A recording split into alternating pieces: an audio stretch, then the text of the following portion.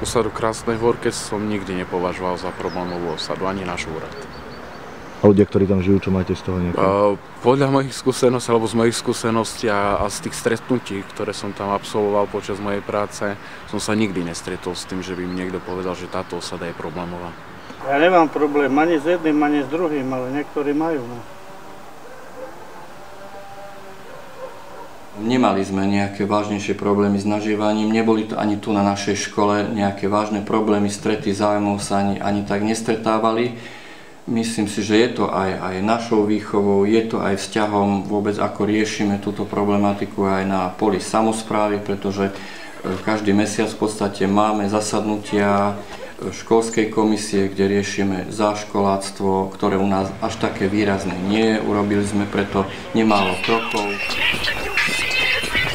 Učitelia majú obrovskú zodpovednosť aj v týchto veciach a vyvíjajú obrovské úsilie na to, aby z týchto mladých vyrástli slušní, čestní ľudia. Tak, pekne, usmievajte sa. Vidíte, sú slušne oblečení, v podstate s hygienou nejaké vážne problémy sme nemali, neriešili sme. Máme 0. ročníky, pretože väčšina týchto detí, ktoré prichádzajú zo školky, nemajú dostatočnú školskú zrelosť, tak oni sú práve v 2 0. ročníkoch. Dobrý deň. Dobrý, ahoj. Dobrý deň. To bude na FTLke? Neviem, možno len novina. Máme špeciálnu triedu, kde sú žiaci, ktorí majú istý druh mentálneho postihnutia. Lebo on je len jeden. How old is? A kto mi povie, to je moja zástava? To je moja zástava. This is my flag. Výborne, poď napísať. No a máme posledné. Tam sú lietadlá, nie tu pri mne blízko, ale tam ďaleko. Ako povieme, tam ďaleko? No. Those are planes. Planes. Planes. Lebo množné číslo, výborne, poď napísať. Those are planes. Dobre.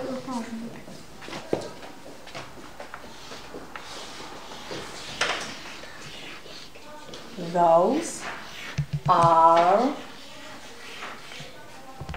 planes. Výborne. Práve odpovedáte, poďte. Krásáci sa abecedu nenaučili, až 6 strien. 2 týždne berieme abecedu, a tak výsledok je tento. Až 6 ju vedia. A potom ako majú sporadúvať slova podľa abecedy, keď nevedia abecedu? No netvrdím, že posledné udalosti tu nenaštrbili naše vzťahy v týchto záležitostiach, ale ja si myslím, že rodičia v tomto smere až tak nás chápali. Samozrejme sme nemohli pripustiť, aby deti boli rukojemníkmi rodičov v tých ťažkých časoch, keď rátali s návštevou istého pána, ktorý už niekoľkokrát bol na svojich pozemkoch a zrejme aj príde. Vtedy sme mali menšiu návštevu školy v podstate. Raz sme to riešili takým generálnym pardonom, ale potom sme predstaviteľom Rómov vysvetlili, že v podstate deti nemôžu byť rukojemníkmi týchto záležitostí a budeme postupovať v zmysle školského poriadku, pretože chránime si školu, aj solidnú úroveň školy a nechceme tu mať obrovské množstvo záškolácov, lebo to sa potom spätne vracia pre výchovu a vzdelávanie, to v podstate nemá dobré následky, to chápe asi každý z nich. Čo hovoríte na to, že tu bola tá akcia minulú sobotu? Cirkus. Cirkus? To nie, to treba taký cirkus robiť. S tým to nevyriešia nič. Je tak.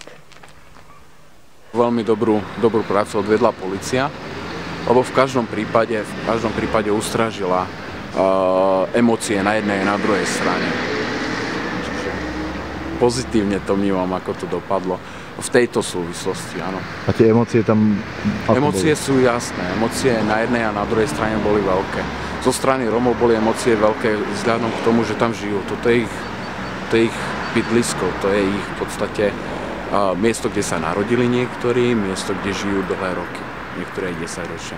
Na druhej strane emócie sme videli jasne aj na televíznych obrazovkách, kedy vlastne si tí ľudia sa snažili vytvoriť nejaký problém.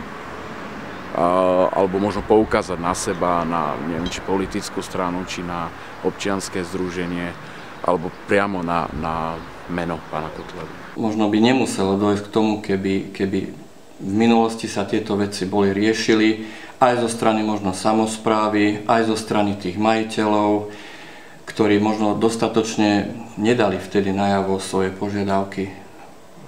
Snáď. To je ťažké, bo toto už je roky a roky. A kde ich vysťahujú?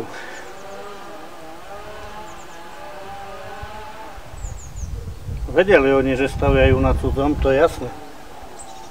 Bývalý starosta, mal sa starať. Nie tak, zatvoriť oči a oni tie pozemky začali používať už. Základy kopali už pred 20 rokama, tak oni to vedeli. Bo tí ľudia mali viac ako 20 roky požiadané naspäť.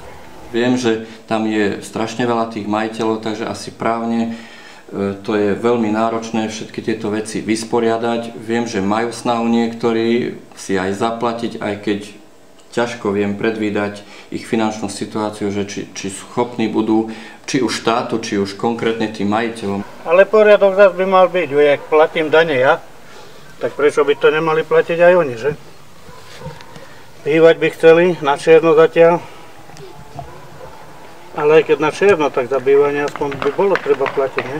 Pred 3-4 rokmi, tak tedy som žiadal obecné zastupiteľstvo svojich kolegov, že aby sme mohli odkúpiť od obce tie pozemky, čo sú obecné pozemky. Vyšli mi ústretí, cirka 15 rodiny si odkúpili od obce, tie pozemky majú list vlastníctva a tak ďalej. Čo tí ostatné, jasne. Ja som vysvetlil ľuďom tu nám, že o čo vlastne ide, čo treba robiť, koľko to stojí a tak ďalej. Ale bohužiaľ situácia taká, aká je, že tí ľudia nemajú robotu. Existuje niekoľko možností. Prvou možnosťou je to, že vlastne pozemky by sa zamenili a Slovenský pozemkový fond by poskytol náhradné pozemky týmto vlastníkom, ktorí vlastnia tieto pozemky, kde sú nelegálne osady. Ďalšou možnosťou je odkúpenie týchto pozemkov zo strany štátu. A potom poslednou možnosťou je to, že vlastne konkrétni ľudia, ktorí bývajú na týchto pozemkoch, by si odkúpili tieto pozemky od vlastníkov. A tí vlastníci pozemkov, ktorí tam sú teraz, tak sú ochotní tie pozemky svoje predať? Podľa mojich informácií viacerí majú tú tendenciu, že by chceli predať tie pozemky. A im je jedno, že či to kúpi Róm, alebo to kúpi niekto iný. Ja mám svoje, týmto haslo. Tí, čo tam majú pozemky, tak tí musia mať asi problémy, keď im nechcú vrátiť. Myslíte, že tí ľudia, ktorí tam majú tie pozemky, by ich boli ochotní predať? Tak niektorí asi aj predali, tak som počul, ale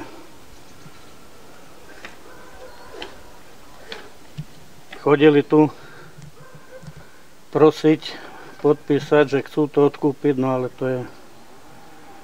Pred 20 rokama nechodili, že chceme to odkúpiť.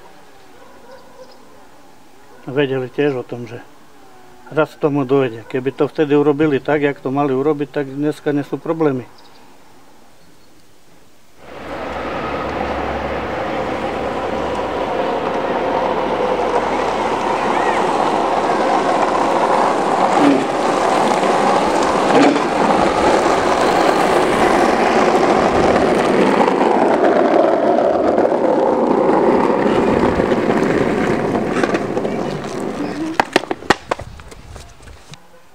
Ale nech to je na každého rovnaký meter. Či to je cigán, alebo či to je ten na vrchu. Od toho Fica až dole. Je mi ľúto, že tie pozemky sú zabraté, pretože myslím si, že bolo dostatok vhodných pozemkov, miesta na to, aby oni mohli na tých obecných pozemkoch riešiť to, čo teraz musí riešiť obec, samospráva a fakticky celé okolie a zainteresované do toho počnúc od pána starostu až po vládu. Ja si myslím, že takú reklamu sme nepotrebovali tu v obci.